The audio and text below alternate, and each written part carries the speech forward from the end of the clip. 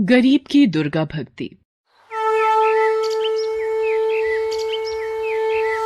जय अम्बे गौरी मैया, जय श्यामा गौरी, तुमको निश दिन ध्यावत हरि ब्रह्मा शिव जी। ओम जय अम्बे गौरी। अरे भोला, रुक बेटा, ले ये माता रानी का प्रसाद खा के जा। ले हाथ आगे कर। ओहो माँ, पहले ही देर हो रही है, लाओ जल्दी। जल्दी का काम शैतान का होता है बेटा, आराम से जा। आराम से तो बस आप ही रह सकती हो माँ जी, ये आराम से बैठ गए तो घर कैसे चलेगा। जाओ जी, जल्दी जाओ आप। माँ जी के पास तो कोई काम है नहीं, सारा दिन माता रानी के सामने घंटी बजाने के सिवाय। भोला अपने खेत के लिए निकल जाता है। ना तो उसने मीना को उसके व्यवहार के लिए टोका और ना ही मंगला उसे कुछ कह सकी। दरअसल मंगला की बहू मीना बहुत ही तेज तर्रार थी, साथ ही लालची और मतलबी भी। वो मंगला से कभी भी सीधे मुंह बात नहीं करती थी। भोला भी उसी के रंग में रंग चुका था। दूसरी तरफ मंगला सारा दिन बस मां दुर्गा की भक्ति में ही लीन रहती थी। उसे दुनियादारी से कोई मतलब ही नहीं था। ना उसे मीना से कोई उम्मीद थी और ना ही भोला से। उसे तो बस अपनी माता रानी का साथ ही चाहिए था जो उसके पास था। माते, ये मंगला आपकी परम भक्त है, लेकिन इसकी ये बहू इसे कितना प्रताड़ित करती है। ना तो उसे ठीक से खाने को देती है और ना ही पहनने को। इसका बेटा भी इसकी परवाह नहीं करता। माते, आपको नहीं लगता कि मंगला को आपकी मदद की आवश्यकता है? शेरा, आवश्यकता तो हर मनुष्य को हर समय होती है, लेकिन उसे पूरा कैसे करना है, ये तो मनुष्य के अपने हाथ में ही होता है। विधि के विधान में सभी का भाग्य लिखित है। थोड़ा धीरज रखो। जैसे मंगला के मन में मां दुर्गा बसी हुई थी, ठीक वैसे ही मां दुर्गा भी मंगला से बहुत प्रेम करती थी। लेकिन फिर भी अभी मंगला को बहुत कुछ सहना था। मीना बेटी, कल से नवरात्रे शुरू हो रहे हैं, तो माता रानी की पूजा का सामान चाहिए था और मेरे व्रत भी होंगे तो। माँ जी, देखिए, आपको व्रत रखने हैं तो शौक से रखिए, लेकिन एक बात साफ साफ सुन लीजिए, आपके लिए फल मेवा और ये पूजा का इतना महंगा सामान लाने के लिए पैसे नहीं है हमारे पास। सब कुछ तो आपके सामने ही है। पता नहीं फिर भी आपको कुछ दिखता क्यों नहीं। ले देके एक खेती तो है हमारे पास। बड़ी मुश्किल से इस बार चने की फसल कुछ ठीक ठाक हुई है, वो भी अभी पूरी तरह से तैयार नहीं है। अब आप ही बताइए कि पहले घर के जरूरी खर्च देखें या आपके ये सब नाटक। इतना कहकर मीना वहां से चली गई। मंगला ने बड़ी उम्मीद भरी नजरों से भोला की तरफ देखा, लेकिन भोला ने भी उसकी उम्मीदों को पल भर में तोड़ दिया। माँ, मीना ठीक ही तो कह रही है। वैसे भी तुम्हारा हर दिन तो माता रानी के नाम से ही शुरू होता है और उन्हीं के नाम के साथ खत्म भी होता है। तो फिर ये नवरात्रि पर व्रत रखने से क्या खास हो जाएगा? खामखा तुम्हारी तबीयत बिगड़ जाएगी और फिर डॉक्टर की फीस और दवाइयों पर फालतू खर्च, ये सब बड़ा भारी पड़ जाएगा माँ। मंगला फिर कुछ न कह सकी, लेकिन वो उदास जरूर थी। उसने तो सोचा था कि इस नवरात्रि पर वो माता रानी का नया मंदिर बनवाएगी, लेकिन यहां तो पूजा का सामान ही नहीं आ पा रहा था। वो उदास होकर माता रानी के सामने गई और हाथ जोड़कर बोली, मां, मेरे बच्चों को क्षमा करना। ये नादान है, पर मैं जानती हूं कि आप अपने इस भक्त की मदद जरूर करेंगी। इतना कहकर मंगला रोने लगी। दूसरी तरफ मीना के दिमाग में नई खिचड़ी पकने लगी थी। सुनो जी, मैं क्या बोल रही थी, अपने खेत की फसल बस तैयार ही होने वाली है, तो किसी को तो उसकी रखवाली करनी ही होगी। हाँ, तो मैं रहता तो हूं सारा दिन खेत में। देखा, भूल गए ना, कल हम दोनों को मेरे मायके चलना है पूरे 1 हफ्ते के लिए। मेरे इकलौते भाई की शादी है, तो जब आप यहां नहीं रहेंगे तो खेत का ख्याल कौन रखेगा? हाँ, ये तो मुश्किल हो गई। ऐसा करते हैं, तुम अकेली चली जाओ शादी में मैं रुक जाता हूं यहीं।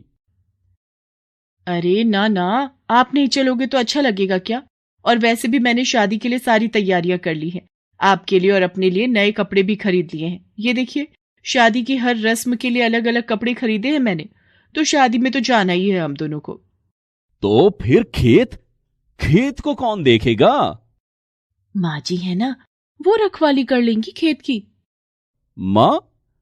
लेकिन वो कैसे? वो सारा दिन खेत पर करेंगी क्या? वही जो यहाँ घर पर करती हैं। खेत के कोने में जो एक छप्पर है, वही सारा इंतजाम कर देंगे। उनकी माता रानी की मूर्ति भी ले जाकर रख देंगे वहीं पर। वैसे भी माँ जी के नवरात्रि के व्रत चल रहे हैं, तो उनके खाने पीने की चिंता तो है नहीं। जैसे यहाँ रहने वाली थी, वैसे ही वहां रह लेंगी। साथ में खेत की रखवाली भी हो जाएगी। लेकिन क्या क्या ये ठीक रहेगा? बिल्कुल ठीक रहेगा जी। अब तुम ज्यादा मत सोचो, हमें कल ही निकलना है, तो ऐसा करो, आज शाम को ही माँ जी को जाकर वहां छोड़ाओ। भोला एक बार भी मंगला से उसकी मर्जी पूछता तक नहीं, और उसे उसके सामान के साथ खेत में छोड़ आता है। अच्छा माँ, चलता हूं। तुम आराम से रहना और हम 1 हफ्ते में लौट आएंगे, ठीक है? हाँ बेटा, अ, तू मेरी चिंता मत कर। जा, आराम से जाना और बहू का भी ख्याल रखना। मंगला जानती थी कि अब उसे अपनी आगे की जिंदगी उसी छप्पर के नीचे बितानी थी, क्योंकि वो मीना के लिए सिर्फ एक बोझ थी, जिसे उसने खेत की रखवाली के बहाने उतार दिया था। इस सब के बाद भी मंगला दुखी नहीं थी, क्योंकि उसकी माता रानी तो अब भी उसके साथ ही थी। शेरा, कितने दिन हो गए धरती पर विचरण किए हुए। चलो, आज चलते हैं। माँ दुर्गा की बात मानकर उनका शेर अपना रूप बदलकर एक बालक का रूप धारण कर लेता है, और माँ दुर्गा स्वयं उसकी माता का स्वरूप लेकर धरती पर आती है। वो शेरा के साथ मंगला के गांव में ही आती हैं। चलते चलते वे दोनों भोला के खेत के पास रुकते हैं, जहां मंगला अपने छप्पर के नीचे माँ दुर्गा की भक्ति में लीन थी। माते, ये तो मंगला है। इतनी तेज धूप में ये यहां क्या कर रही है? हाँ शेरा, ये मंगला ही है। इसे इसके बेटे बहू ने यहाँ बेसहारा छोड़ दिया है। ओह, ये तो बिल्कुल अच्छा नहीं किया उन्होंने। माते, अब तो आपको इसकी मदद करनी ही चाहिए। माँ दुर्गा मुस्कुराकर शेरा की तरफ देखती हैं और फिर उसे अपने साथ चलने का इशारा करती हैं। वे दोनों सीधे मंगला के पास पहुंचते हैं। फिर माँ दुर्गा मंगला से कहती हैं, माता जी प्रणाम। मेरा नाम दुर्गा है और ये मेरा बेटा है। इसे बहुत भूख लगी है। हमारा घर यहाँ से काफी दूर है। पहुंचते पहुंचते शाम हो जाएगी। अगर आपकी आज्ञा हो तो क्या हम आपके खेत से कुछ चने ले सकते हैं? बस मेरे बच्चे का पेट भर जाए, इतने ही लेंगे। आपकी बड़ी कृपा होगी। नहीं, तुम नहीं ले सकते। क्या कहा? हम नहीं ले सकते? लेकिन लेकिन मुझे बहुत भूख लगी है। बस थोड़े से दे दीजिए ना। बेटा, कच्चे चने ले भी लोगे तो भला उन्हें खाओगे कैसे? तुम दोनों यहीं रुको, मैं खुद जाकर चने लाती हूँ और फिर अपने चूल्हे पर उन्हें भूनकर तुम्हें देती हूँ। फिर देखना क्या स्वाद आता है। मंगला उन दोनों को वहीं बिठाकर खुद चने लेने के लिए खेत में चली जाती है और अपनी झोली में ढेर सारे चने लेकर वापस लौटती है। आप रहने दीजिए, अब इन्हें भूनिए मत। मेरा बेटा ऐसे ही खा लेगा। कमाल करती हो बेटी, ऐसे कैसे खा लेगा कच्चे चने?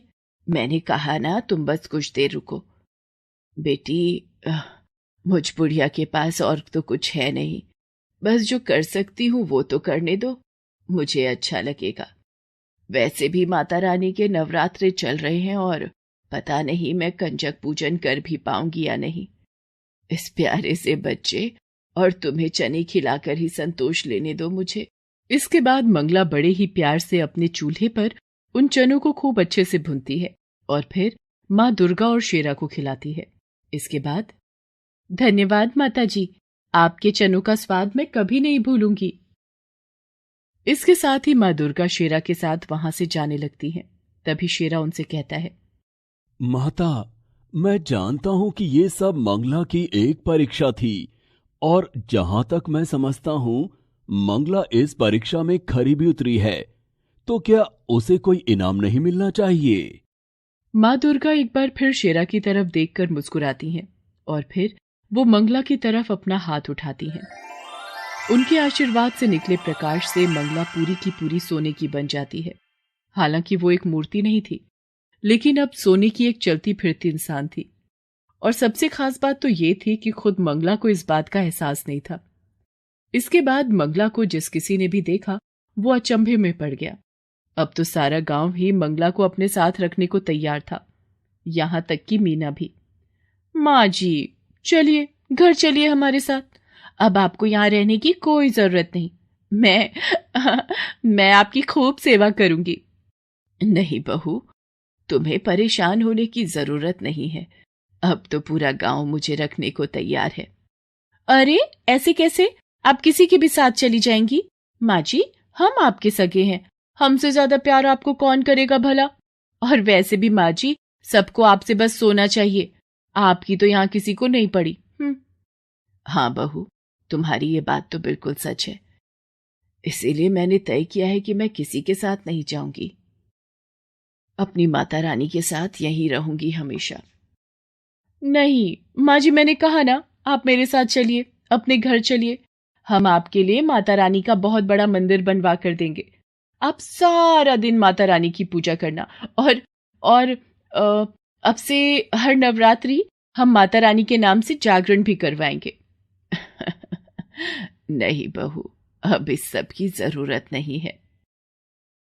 इतना कहकर मंगला माता रानी के चरणों में अपना सिर रखती है और अगले ही क्षण वो अपने प्राण त्याग देती है।